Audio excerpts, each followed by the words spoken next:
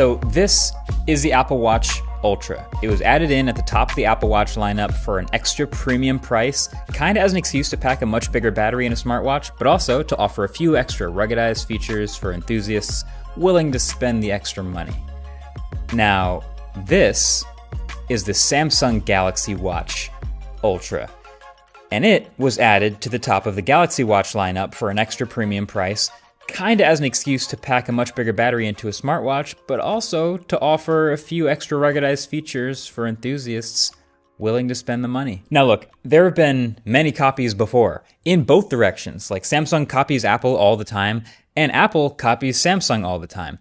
But this one is so far that it's hard to ignore. So there's been a lot of chatter online about how the new Galaxy Watch Ultra is a copycat product of the Apple Watch Ultra. And yeah, it's true, it really is. But I've said this before, and I'll say it again, I actually don't care that these products and companies copy each other. As long as they're copying the good stuff, then, you know, us as customers, we actually still win. This one copied so many things that it actually went slightly too far and copied one extra thing that I think hurt its case. So let's just go down the list. So first of all, obviously they had the same name. And the whole idea of the product, as I mentioned before, this is the Watch Ultra. It's at the top of the lineup. It's the most expensive.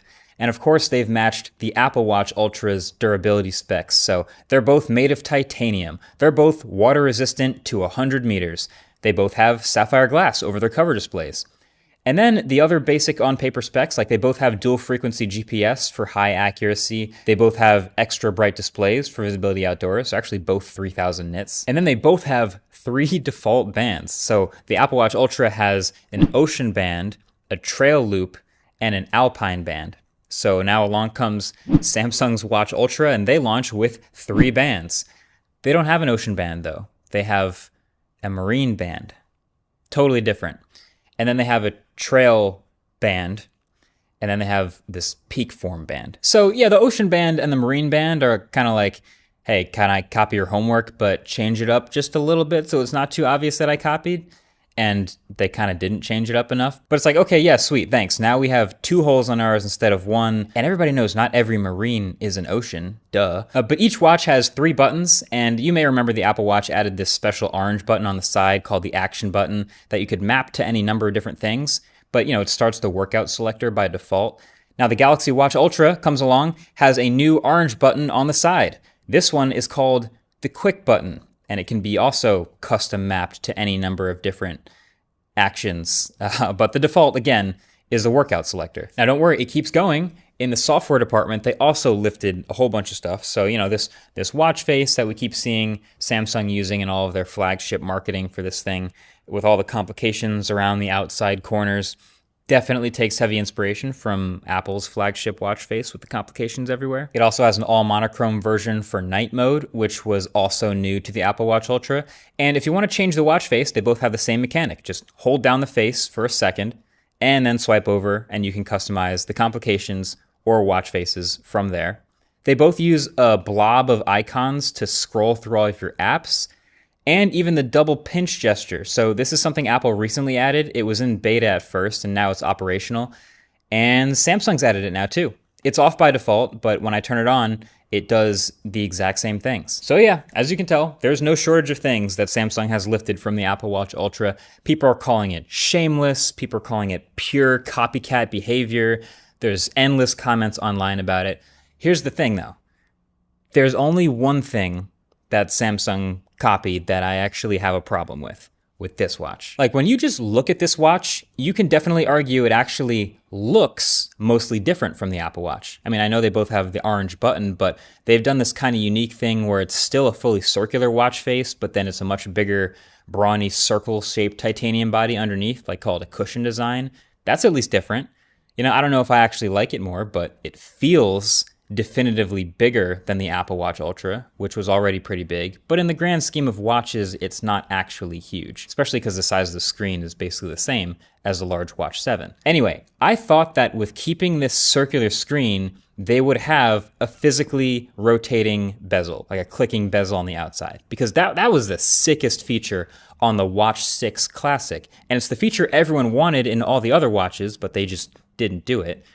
This watch, though, is just pure touchscreen for everything, which might not seem like that big of a deal at first, but this is a watch for fitness people doing a lot of workouts and things like that. And if you've used watches in all these workout situations before, then you know, like there are endless situations where like sweat or your sleeve is messing with the touchscreen, or if you've got gloves on, or if you're hiking or you're underwater or swimming, whatever. There's just plenty of chances for the touchscreen to suck. So the rotating crown to use as a selector to mess with the watch would have been a banger differentiator for this fitness watch versus the Apple Watch Ultra, but they didn't do it. Now, I'm guessing if you asked Samsung, they would say no rotating bezel on this watch because that's a moving part and that wouldn't have held up to the military grade certification of the rest of the watch. Like it's got this 810H grade military certification where it's like it can withstand even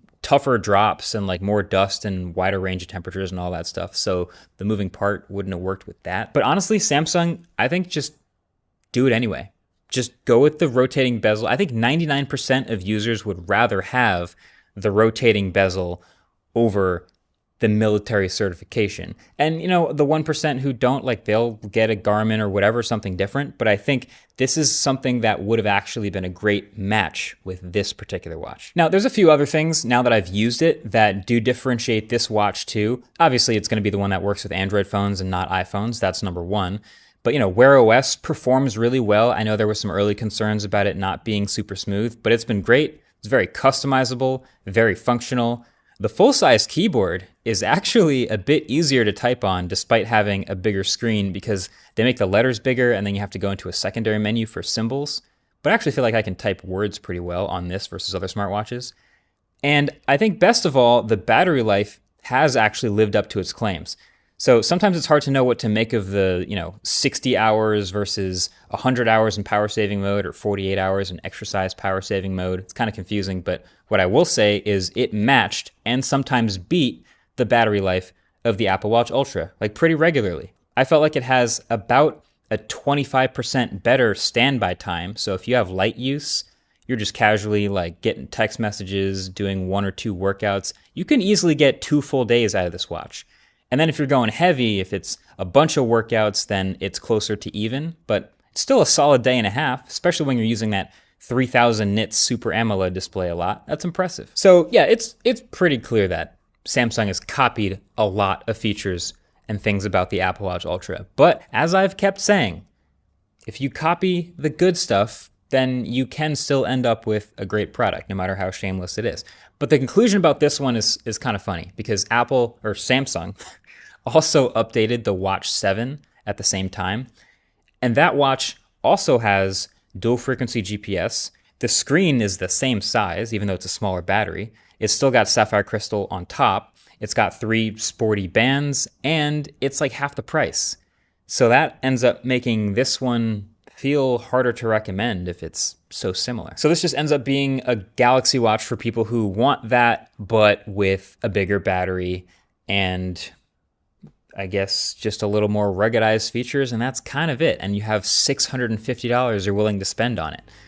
So I think the rotating bezel would have been easier to justify and like separate them. But yeah, for now, this is one of those Samsung products that's a little more shameless in its inspiration, and it won't be the last one from either side. Thanks for watching. Catch you guys in the next one. Peace.